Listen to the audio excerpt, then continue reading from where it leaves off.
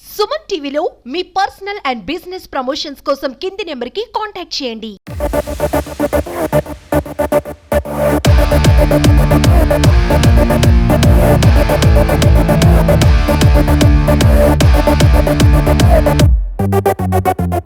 Global star Ram Charan Tej game changer మరి కొద్ది క్షణాల్లోనే ప్రారంభం కాబోతుంది. ఎయిర్పోర్ట్లు అన్నీ కూడా హుటాహుటిన చేసిన పరిస్థితి.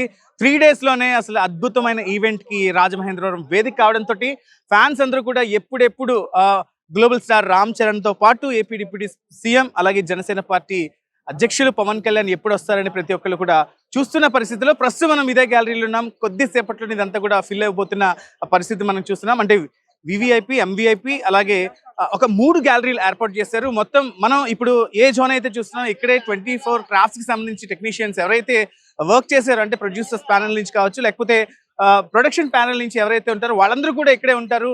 అంటే మన గ్లోబల్ స్టార్ రామ్ చరణ్తో పాటు పవన్ కళ్యాణ్ కూడా ఫస్ట్ వేదికకి అలంకరించే ముందు ఇక్కడే కూర్చుండే పరిస్థితి ఉంటుంది. ఇక్కడి నుంచి వేదిక మీద వెళ్తారు.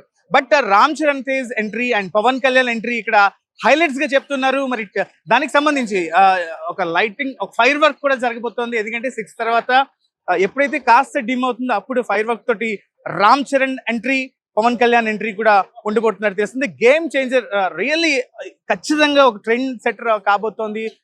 అన్ని రికార్డ్స్ ని కూడా చేంజ్ చేయబోతున్నట్టు కూడా ఫ్యాన్స్ చాలా ధీమాగా వ్యక్తం చేస్తున్న పరిస్థితిలో అందులో మెగా అభిమానులు ఎక్కువగా ఉన్న ఈ ఉమ్మడి గోదావరి జిల్లాల్లో ప్రభంజనం సృష్టించబోతుంది గేమ్ చేంజర్ అని తెలుస్తుంది. ఇప్పటికే లాడ్జ్లన్నీ కూడా నిండిపోయిన పరిస్థితి. ఎవరికి వాళ్ళు కారుల్లో ఉంటున్నారు.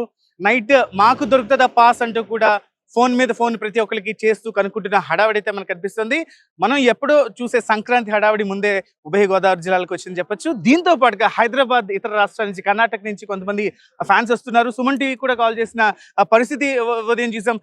ఎక్కడ దొరికితే మాకు పార్స్ ఒక్క మిషన్ చెప్పండి అంటూ కూడా వాళ్ళు రిక్వెస్ట్ చేస్తున్న పరిస్థితిలో మొత్తం అంటే లేటెస్ట్ ఇన్సిడెంట్స్ ని దృష్టిలో పెట్టుకుని పోలీస్ యంత్రాంగం పూర్తి స్థాయిలో కట్టుదిట్టమైన భద్రతా ఏర్పాట్లు చేసిన పరిస్థితి. ఎందుకంటే వాలంటీర్ గా వివిధ ప్లేసుల నుంచి అందరూ కూడా వస్తారు కాబట్టి మన పార్కింగ్ విషయానికి చూసుకున్నట్టయితే ఒక 5 జోన్స్ ని వీళ్ళు ఏర్పాటు చేశారు. ఒక్కొక్క జోన్ లో ఒక 20 వాహనాలు పట్టే విధంగా 2 వీలర్ 4 వీలర్స్ తో పాటు ఇటు వ్యామగిరికి సంబంధించి ఇటు బొమ్మూరుకి సంబంధించి 2 డైరెక్షన్ లో అంటే అటువైపు నుంచి వచ్చే వాళ్ళందరికీ వ్యామగిరి దగ్గర డైవర్షన్ ఉంటుంది. ఇటువైపు బొమ్మూరు దగ్గర కూడా డైవర్షన్ పెట్టి ఒక 5 ప్లాట్ఫామ్ జోన్స్ అయితే పార్కింగ్ చేసే పరిస్థితి. అంటే ప్రతి ఆస్పెక్ట్ లో కూడా ఎక్కడ కూడా ఎలాంటి ఘటనలో చోటు చేసుకోకుండా ప్రశాంతమైన వాతావరణంలో ఈవెంట్ ముగియబోతున్నట్టు తెలుస్తుంది. మేబీ 9:15 to 9:30 మధ్యనే కూడా అందరూ కూడా ఇక్కడ నుంచి వెళ్లేలాగా ప్రణాళిక అయితే చేసుకున్న పరిస్థితి.